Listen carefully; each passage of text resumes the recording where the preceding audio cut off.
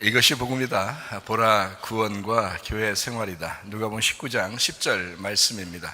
인자가 온 것은 잃어버린 자를 찾아 구원하려 함이니라. 감사해요. 구약에서 복음이 있다고 그래요. 그 복음이 이제 변함이 없는 건데, 복음이라는 게 진리가 변함이 없는 거죠. 어떤 게 구약의 진리예요? 이사야 53장 5절입니다. 주님께서 찔리신 것은 우리 허물 때문이요, 주님이 상하신 것은 우리 죄악 때문이라. 주님이 징계를 받음으로 우리가 평화를 누리게 되었고, 주님이 채찍에 맞음으로 우리가 나음을 받게 되었다. 고린도서 6장 2절 말씀 보면, 보라 지금이라, 은혜 받는 것도 구원받는 것도 지금이다 라는 그런 말씀을 했습니다. 우리는 누가복음 1장, 2장, 3장, 4장, 5장, 6장, 7장, 8장을 거쳐서 9장까지 우리가 했습니다. 그리고 9장을 우리가 이제 어떤 내용이라 그래요? 하나님 나라에 대한 내용이다 라고 이야기했습니다. 하나님 나라는 교회이면서 또 여러분 가정이면서 우리의 마음이면서 이래요. 그러니까 하나님 나라는 어느 날 물론 우리가 하나님 있는 곳에 가죠. 그렇지만 우리의 마음도 하나님 나라가 돼야 되고, 또 여러분 가정도 하나님 나라가 돼야 되고, 또 우리 교회도 하나님 나라가 돼야 된다라고 하는 것이 특징입니다. 그래서 하나님 나라는 멀리 있는 게 아니라 가까이 지금 살아있는 우리들, 내 주변에, 그리고 나와 함께 있는 것이 하나님 나라다. 그렇게 되어야 된다라는 것을 여러분에게 이야기하는 것입니다. 여러분의 그 삶 자체가 어떠하냐에 따라서가 하나님 나라가 되느냐 안 되느냐가 아니라, 여러분 삶이 하나님 나라가 될 수 있는 방법이 있습니다. 그게 바로 예수 그리스도예요. 예수 그리스도가 하나님 나라다라고 하는 것을 누가복음 9장에서 우리는 배우게 되었습니다. 하나님 나라라고 하는 것은 역설적으로 이 땅에 있는 것이, 이 땅에 있어서 우리가 생각하는 것대로 하나님 나라가 되는 것이 아니라, 하나님의 생각대로 이 하나님 나라가 이루어지기 때문에 여러분의 상황과 환경과 우리의 사실에 따라서 하나님 나라가 이루어지는 게 아니고, 그것을 뛰어넘어 사실은 그렇지 않은데, 상황은 그럴 수 없는데, 환경은 우리에게 이렇게 천국을 줄 수 없는데, 진리라고 하는 하나님의 말씀, 그 예수 그리스도가 우리의 진리가 되셔서 그분이 하나님의 나라가 된다. 그래서 하나님의 나라를 여러 가지로 이야기를 하지만 사실은 예수 그리스도다라고 하는 것을 설명하는 것이 하나님 말씀이에요. 하나님의 나라, 어린아이의 도시락, 먹을 것을 제공하는 것이 하나님 나라다라고 이야기했습니다. 그리고 예수님은 그리스도시고 그것이 메시아다. 그런데 예수님은 자기가 하는 말이, 내가 메시아로서, 그리스도로서 이 땅에 와서 죽을 거야, 너희들을 위해서 죽는 거야, 그게 하나님 나라야, 이런 이야기를 하죠. 역설적이죠. 자기를 부인하고 자기 십자가를 지는 것이 하나님 나라다라고 이야기하고, 누가복음 9장에 이렇게 설명을 하면서 변화산에서 구약 성경과 신약 성경이 합해지는 예수 그리스도, 오직 예수님만 보이더라. 구약에 있는 모세와 엘리야가, 그리고 예수 그리스도가 셋이 합해져서 구약 성경과 신약 성경, 이것이 합해진 성경의 완성이 하나님 나라인데, 오직 예수만 보이더라. 그러니까 중심이 뭐라는 거예요? 예수님. 그리고 이제 제자들은 예수님의 말씀을 들어야 된다라고, 복음의 말씀을 들어야 된다라고 하는 이야기입니다. 그러니까 율법이 완성되면 복음이 우리에게 다가온다라는 그런 말씀입니다.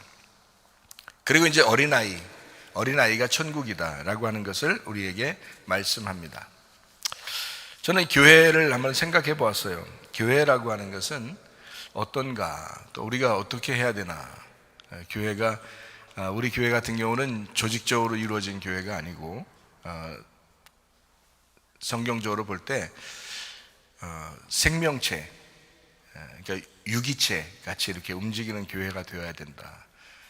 그런데 뭐 어떤 엄청난 조직이 우리는 없지만, 그래도 그냥 그 안에서 조직은 뭐 있죠. 그 안에서 조금조금하게 뭐 어린아이 조직도 있고, 어른 조직도 있고, 목장들도 있고, 이렇게 조직들은 그 안에서 있는데, 유기체로, 생명체로 이렇게 움직여져야 된다라고 하는 겁니다. 그러니까 생명이라고 하는 그 피가 우리에게 전달돼야 생명체로 유지가 되죠. 사람이 아무리 건강해도 피가 다 빠져나가거나, 그죠? 숨이, 호흡이 다 끊어지거나 그러면 죽은 거잖아요. 그래서 그 숨, 그 호흡, 그 피, 이것이 말씀이에요. 이건 변함이 없죠. 그래서 말씀 중심으로 사람을 살리고 살아갈 수 있도록 만드는 것이다 라고 하는 것이 교회입니다. 교회라고 하는 것은 다소 어떤 데는 조직이나 시스템으로 움직여지는 교회가 많아요. 그런 데서 볼 때는 우리 교회가 좀 부족해 보일지도 모르겠습니다. 그런 거로 보면. 그런 하나님의 말씀에서는 전혀 부족하지 않습니다. 하나님의 말씀을 여러분이 듣고 그 말씀대로 순종하려고 하고 그래도 겸손하게 말씀을 따라서 살려고 하는 그 모습들을 보면 정말 참 감사하다 이런 생각이 들어요. 참 우리 교회 참 좋은 교회입니다. 하나님 말씀을 듣고 여러 가지 교회에서 여러분에게 요청하는 건 없지만 그래도 말씀을 들으면 순종하려고 하고, 그래서 가정적인 교회, 또 교회 안에서의 어떤 교회, 또 가정적인 천국, 교회 안에서의 천국을 이렇게 이루려고 하는 그런 모습들 있잖아요. 그게 너무 좋다고요. 그러면 됐잖아요. 그러니까 얼마나 감사하냐. 오늘 이렇게 주보를 이렇게 보게 되면요, 이 주보에 내용이 있어요. 사랑하는 성문교회 성도 여러분 하면서 쓴 말씀이 있거든요. 여기에 보면 창세기 12장에 나와 있는 본토 친척 아비집을 떠나 이제 주님께서 말씀하시는 곳으로 가라 했을 때 아브라함이 하나님의 말씀을 따라갔다라고 이야기했습니다.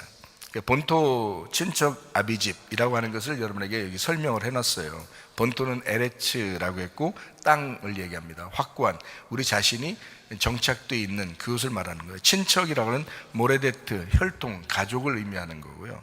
아비집, 이것은 땅의 운명, 육체를 의미합니다. 그러니까 우리가 태어난 곳을 이야기하는 거죠.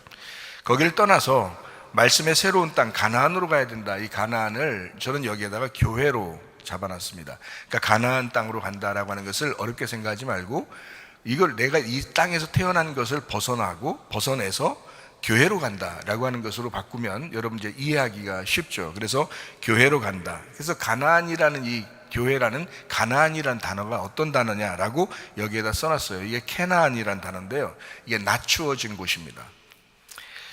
카나라는 단어에서 온 건데, 카나는 무릎을 굽혀서 겸손하게 낮추어 항복시켜 정복하는 곳이다라는 단어입니다. 그런 여러분 생각해 보세요. 교회에 나온 사람들이, 교회에 나오면 자기 멋대로 사는 사람들이 굉장히 많아요. 물론 우리 교회는 그렇지 않겠죠. 그런데 그런 사람들이 꽤 많아요. 그래서 교회들마다 문제가 상당히 많아요. 성도와 목사 간의 문제가 있기도 하고, 또 성도와 성도 간의 문제가 있기도 하고, 이렇게. 왜 그럴까요? 가나안이라는 단어를 잘 몰라서 그렇습니다. 이 가나안이라고 하는 이 단어가 카나에서 왔다. 근데 이것은 무릎을 굽혀 겸손하게 낮추어 항복시켜 정복하는 곳, 이것을 가나안 땅이라고 하는 거거든요. 그러니까 한마디로 말하면 겸손한 사람들이 있는 곳이에요. 하나님은 겸손한 사람들을 만들려고 교회라고 하는 가나안 땅에 오라고 하는 거거든요. 와서 네 멋대로 살아 이렇게 오라고 하는 게 아니에요. 교회에 여러분 참석시켜서 예배하게 하는 것은 여러분을 어쨌든 무릎을 굽혀서 여러분이 겸손하게 낮아지고 겸손하게 정복당하기를 원하는, 하나님의 말씀에 굴복하는 사람을 만들기 위해서 교회로 불렀다는 것입니다. 그게 확실한 거예요. 그러면 이제 교회를 또 하나 뭐라고 했냐면 여기서 도피성이라 이렇게 표현했어요. 우리는 이 세상에서 이제 살아가요. 그러다가 도피성으로, 죄인들은 도피성으로 도망가거든요. 그럼 그 도피성이라고 하는 단어가 미크라트라는 단어예요. 이게 수용한다라는 단어거든요. 밖에 있는 사람을 이렇게 들여보내서 수용한다라는 의미입니다. 이게 카라트에서 왔어요. 이 카라트라고 하는 단어가 뭐냐면 불구를 만들어낸다라는 단어입니다. 불구를 만들어낸다. 여러분 생각해봐요. 교회 안 다닐 때는 여러분을 죄인이다, 여러분을 이렇게 겸손하게 돼야 돼서 이렇게 살아야 돼라고 이야기하는 곳이 별로 없죠. 근데 교회에 와보니까 죄인이래요. 형편없대요. 이렇게 막 자꾸 얘기하니까 어떤 사람은 그게 듣기 싫을 수도 있어요. 근데 도피성이라고 하는 것이 미크라트, 그게 교회라고 하는 단어예요. 그러면 교회라고 하는 의미를 가지고 있는데 그것은 우리를 불구를 만들다라고 하는 단어의 뜻입니다. 그럼 우리는 전혀 밖에서는 죄인이 아니었는데 교회에 와보니까 불구자인 거예요. 우리는 정상적으로 살아가는 것 같았는데 교회 와보니까 장애인인 거예요. 교회 와보니까 죄인인 거야. 이걸 만드는 곳이 도피성이었다라는 겁니다. 그러면 사람이 막 이렇게 힘내고 막 나대고 하다가 교회 와보니까 꼼짝 못하는 거예요. 그냥 막 장애인을 만들죠, 불구자를 만들죠, 정복하죠, 말씀으로 막 이 사람을 후드로 패서 낮아지게 하죠, 무릎을 막 꿇게 만들죠. 그렇게 하는 거죠. 그래서 하나님 앞에 기도하게 하고 겸손하게 살게 만든다는 거죠. 교회라고 하는 것은 겸손을 만드는 곳이다 라는 것입니다. 겸손을 만드는 곳이다. 왜? 은혜 줘야 되니까. 겸손한 사람에게 은혜를 줘야 되니까. 겸손을 만들어내는 곳이다 라는 것입니다. 그게 바로 가나안 도피성이라는 단어예요. 그래서 여기에다가 여러분에게 정리를 해 놓았습니다. 결국 불구자를 만들어서 도망치지 못하도록 하는 곳, 그게 주님에게 매여 있는, 자유를 주었지만 그 자유 안에서 주님에게 매여 있는 곳, 그게 바로 교회인 것이다. 그래서 우리는 하나님의 율법에 얻어맞아서 불구자처럼 겸손하게 낮아진 사람이 서로 가루가 돼서 서로 한 덩어리가 된 모임, 이거를 교회라고 하는 것입니다. 이것을 여러분에게 썼죠. 그래서 우리 하나님이 우리와 그런 교회와 함께 하신다, 그거를 임마누엘이라 이렇게 말해요. 하나님이 우리와 함께 하신다. 하나님이 나와 함께 하신다가 아니라 하나님이 우리와 함께 하신다라고 해요. 우리가 교회, 도피성에 도망친 교회, 가나안에 모여있는 교회란 말이에요. 그래서 하나님은 우리와 그런 사람들, 그 우리와 함께 하신다라고 하는 거죠. 이런 얘기를 여러분에게 하는 것이 바로 복음입니다. 진리, 변함이 없는 말씀들. 그러니까 세상에서 말하는 것과 전혀 다르죠. 세상에서는 우리를 어떻게든지 세워서 성공시키려고 만들겠지만 교회는 그렇지 않아요. 세상은 우리 보고 머리가 되라고 하지만 교회는 꼬리가 되라고 얘기합니다. 왜냐하면 꼬리가 머리니까 이렇게 말씀하죠. 그러니까 전혀 반대의 장소를 여러분이 찾아온 거예요. 교회라고 하는 것으로. 그러니까 여러분은 전혀 반대의 이야기를 듣습니다. 근데 우리 교회 같은 경우는 하도 이런 말씀을 듣다 보니까 이게 복음의 말씀인 줄 알고, 이게 그래도 진리의 말씀인 줄 알고, 원래 이렇게 말씀을 들어야 사는 건 줄 알고 그냥 듣고 있다고요. 정상입니다. 정상적인 거예요. 이게 말씀이라고요. 저보고 더 좋은 얘기 좀 해달라, 귀 좀 간지럽게 해달라, 좀 이렇게 멋지게 말 좀 해달라라고 할 수 있죠. 그렇지만 진리라고 하는 건 변함이 없어요. 복음이라고 하는 건 변함이 없는 겁니다. 100년을 지나 1000년을 지나도 똑같은 복음이 전파돼야 돼요. 제가 왜 이 복음의 말씀을 여러분에게 복음의 말씀이다라고 자꾸 증거하고 제가 하나님에게 말씀을 받았다라고 이야기하면서 여러분에게 진리의 말씀이다 하면서 이 말씀을 꼭 들어야 된다라고 얘기하냐면요, 저도 설교에 대해서 고민 얼마나 많이 했겠어요. 설교에 대해서 어떻게 설교해야 될까. 제가 고민하는 거는 여러분이 생각할 때마다 생각하는 거하고 좀 달라요. 왜냐하면 어떻게 하면 멋지게 설교할까가 아니에요. 제가 고민하는 거는 내가 천국에 갔을 때, 내가 목사로서 천국에 갔을 때 너 내 말을 증거했느냐라고 하나님이 물어보실 것 같은 거예요. 저는. 그러니까 멋지게 설교했느냐, 교회 교인들을 많이 만들었느냐, 이게 중요한 게 아니라 목사로서 교인이 적든 많든 상관없이 너는 내 말을 전달했느냐 라고 물어보실 것 같은 거예요. 그게 나에게 숙제라고요. 목사로서. 그거에 고민된 거예요. 그게 고민되니까 주님을 다시 만날 때도 제가 그걸 물어본 거예요. 다른 것보다 궁금한 게 그거니까. 하나님 말씀 분명히 하나님이 원하는, 하나님이 하고 싶은 말이 있을 건데, 하나님 이 말씀을 내가 잘 모르겠어요. 뭐 신학교를 아무리 공부해도 잘 모르겠어요. 설교를 많이 해도 잘 모르겠어요. 하나님 말씀을 좀 가르쳐 주세요. 그게 제가 주님 만나서 울면서 부탁한 말씀이에요. 그랬더니 주님께서 이 말씀은 이렇게 되어 있다라고 쭉 가르쳐 주시는데, 그걸 제가 깜짝 놀랐어요. 내가 엉뚱한 설교를 많이 하고 있었구나, 예전에. 이거를 알았던 거예요. 그래서 주님께서 나에게 지금 말씀하시고, 지금 내가 주님의 나라에 갈 때 주님께서 저에게 물어볼 거 아니에요. 너 내 말을 증거했느냐? 네, 제가 주님의 말씀을 증거했습니다. 누가 뭐라고 해도 저는 주의 말씀을 증거했습니다 라고 말할 자신이 있다고요. 그래서 복음의 말씀, 이 복음의 말씀은 변함이 없단 말입니다. 여러분과 저에게 똑같은 말씀이 주어져야 된다. 자, 예수님이 말한 거하고 제가 말하는 거하고 똑같아야 돼요. 이해가 되십니까? 그게 진리라고요. 예수의 제자들이 말한 설교하고 내가 말하는 설교하고 똑같아야 된다는 말입니다. 그래야 목사인 거예요. 그래야 주의 종인 거예요. 그래야 주님의 제자인 거예요. 그런 사람이 목사해야 되는 거예요. 그래서 저는 주님의 나라에 갈 때 주님이 꼭 저에게 그걸 물어보실 것 같아서 그걸 고민해서 주님께 부탁하고 물어봤던 거예요. 다른 거 없어요. 뭐 교회 부흥하는 거 저하고 무슨 상관입니까? 제가 주님 나라에 가면 나하고 아무 상관이 없어요. 내가 주의 종으로서 설교하는 사람인데 내가 이 설교를 잘 했느냐 안 했느냐, 자, 열심히 했느냐가 아니에요. 열심히 노력해서 설교를 만들어서 했느냐 안 했느냐, 그게 중요한 게 아니에요. 나한테는 잘 했느냐 정확하게 했느냐, 그게 저한테는 숙제죠. 그게 중요한 거란 말이에요. 그래서 저는 그걸 주님 앞에 물어볼 수밖에 없다는 거지.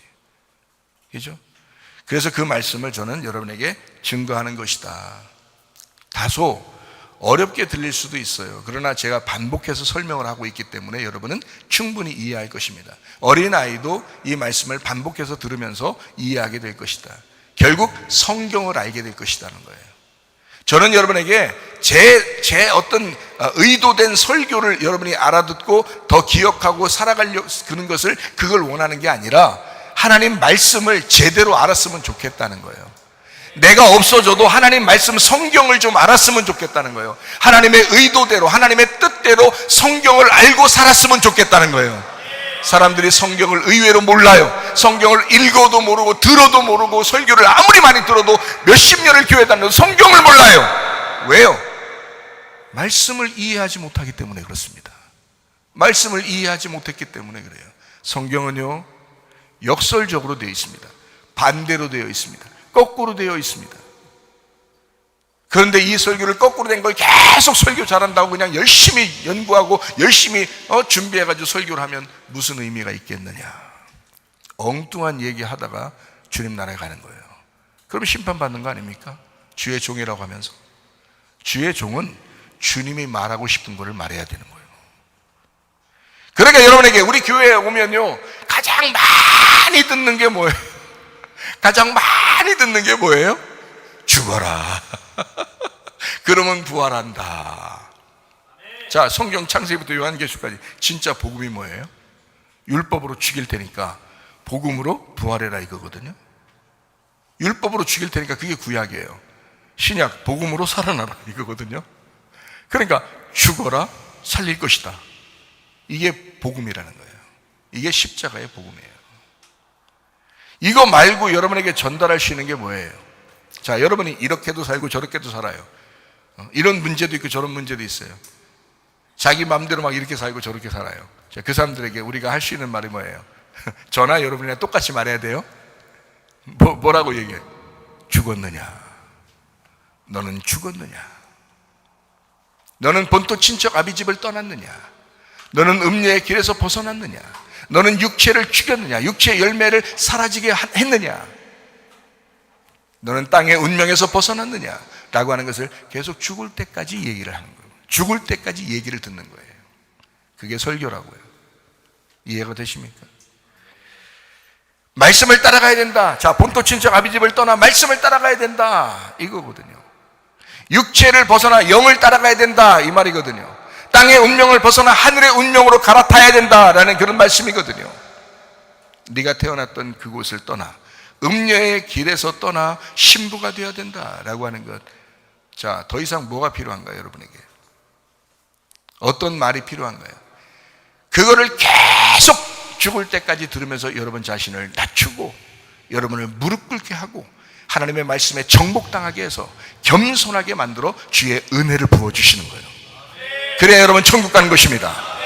여러분 천국 가게 만드는 것, 주의 종으로서 할 일을 다 해야, 그래야 나도 주님의 나라에 갈 때 주님께서 나에게 물어보실 거 아니에요. 너 내가 부탁한 일을 했느냐? 사람이 많고 적고를 떠나서 너는 내가 부탁한 말을 정확하게 증거하고 왔느냐? 라고 하는 게 저의 사명, 내게 부탁한 사명. 그러니 저는 여러분에게 헛소리할 시간이 없어요. 계속 죽여야 합니다. 계속 부활시키는 건 주님이 하시는 거고, 저는 죽이는 역할이고, 주님은 부활시킬 거라 이 말이에요. 죽으면 부활할 것이다. 겸손한 사람에게 은혜를 주실 것이다 라는 것입니다. 요한복음 1장이 성경의 요약이라고 했죠. 요한복음 1장 거기에 뭐가 나온다 그랬어요? 말씀, 생명, 빛, 진리, 어린 양, 이렇게 나온다 했어요. 말씀, 생명, 빛, 진리, 어린 양. 누가복음 19장 10절 말씀이요, 인자가 온 것은 잃어버린 자를 찾아 구원하려 함이니라 라고 했습니다. 그러면 창세기 12장의 1절부터 4절까지의 말씀에 아브라함에게 이르시되 고향과 친척과 아버지의 집을 떠나라, 내가 네게 지시할 땅으로 가라. 그래서 큰 민족을 이루고 복을 내려주겠다라고 했습니다.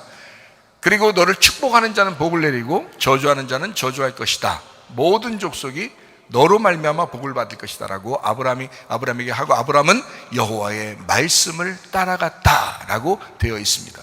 그러면 이게 이제 두 가지로 딱 나누어져 있다는 것을 의미하는 거죠.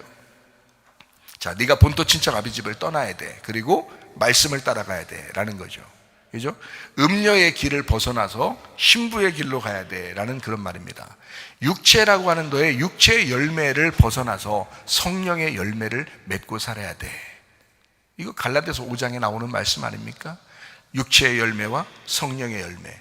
그러면 육체의 열매는 이런 거다라고 나와 있고, 성령의 열매는 이런 거다라고 나와 있잖아요. 그럼 우리는 어떻게 육체의 열매를 맺고 살았는데 성령의 열매를 맺으면서 살아야 돼라고 말씀을 하는 거잖아요. 성경의 전반적인 이야기라고요. 선악과를 먹었어요. 탐욕입니다. 하와가 선악과를 먹었어요. 탐욕이에요. 우상숭배예요.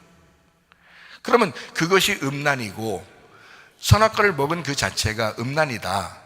그럼 우리는 벗어나서 거룩한 생명나무를 먹어야 된다라는 거 아니에요? 그러니까 벗어나야 돼. 그래서 본토 친척 아비집이 그거야. 너 선악과에서 태어난 거야. 하와의 자손으로 태어난 거야, 이 말이잖아요. 하와의 자손으로 태어난 거야. 그러면 우리는 노아의 자손이 다시 돼야 돼. 그러니까 심판을 받고, 노아의 홍수 심판을 받고 노아의 자손 돼야 돼. 그리고 다시 아브라함의 자손이 돼야 돼. 그리고 다시 다윗의 자손이 돼야 돼.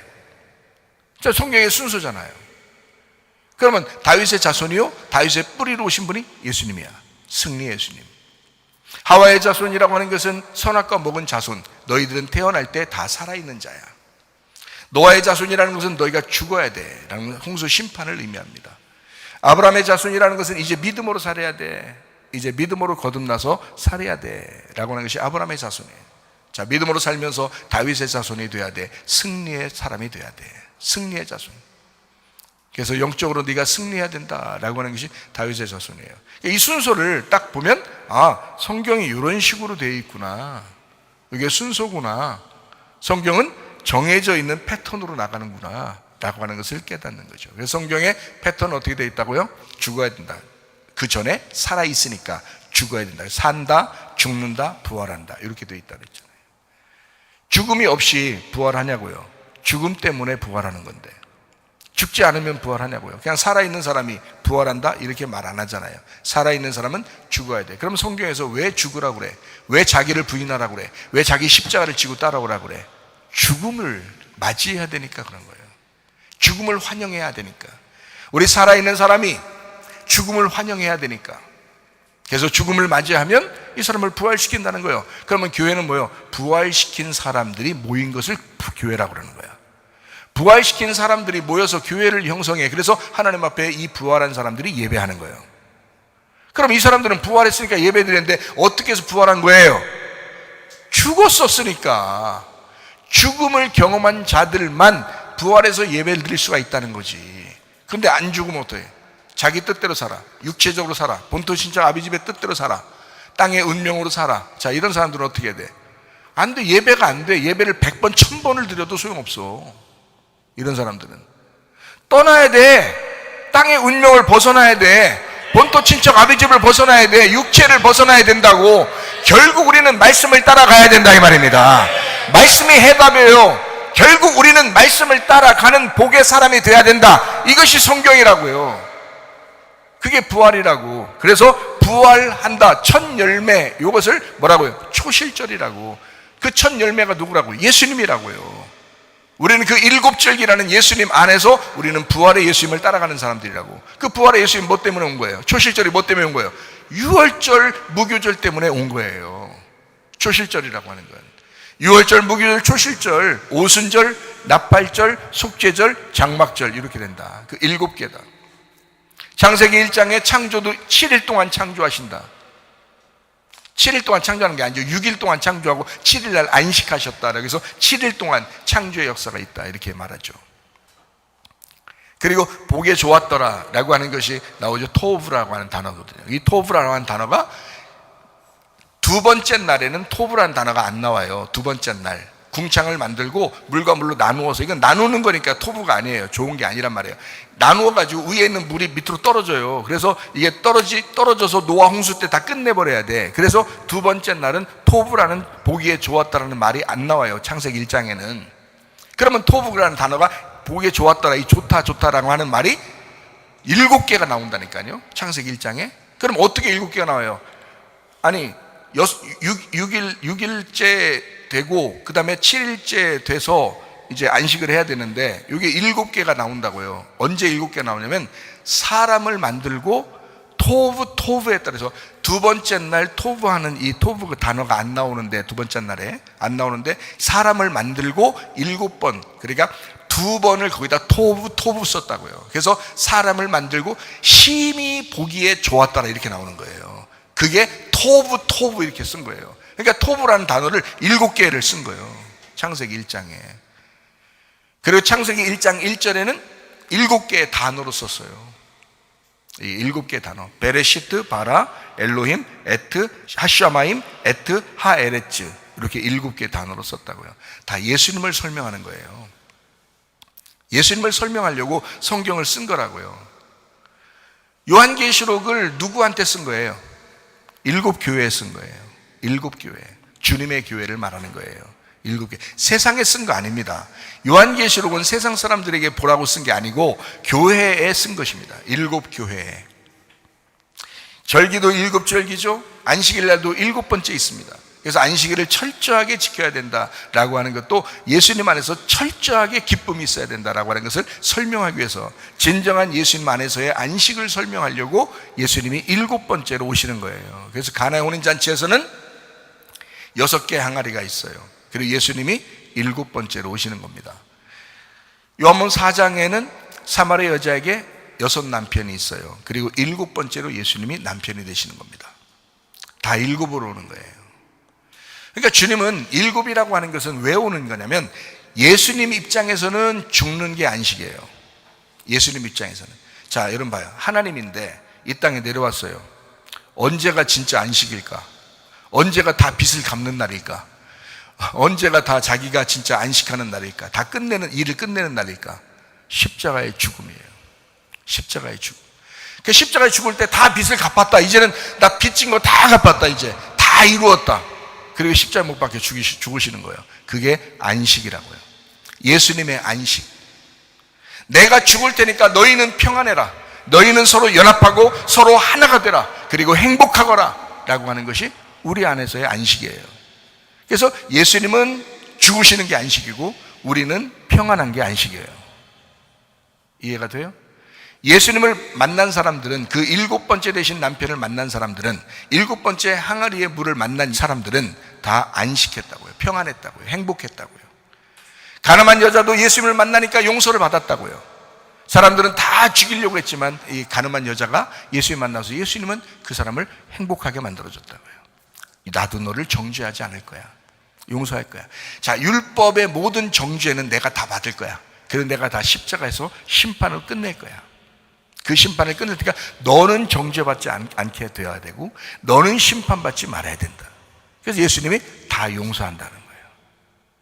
다 용서한다. 어떠한 죄인이라도 다 용서하겠다. 다시는 이런 범죄를 저지르지 마라 라고 말하는 거죠. 하나님의 놀라운 사랑이에요. 주님의 놀라운 사랑이에요. 이런 7을 완성하신 주님이시다 라고 하는 것이 바로 성경입니다. 여러분, 예수님 안에서 여러분과 저는 어떻게 살아가고 있나요? 자, 말씀으로 살아가고 있습니까? 아니면 아직도 그 율법에서 벗어나지 못한 삶을 살고 있나요? 아직도 육체에서 헤매고 있나요? 아직도 음녀의 길에서 헤매고 있나요?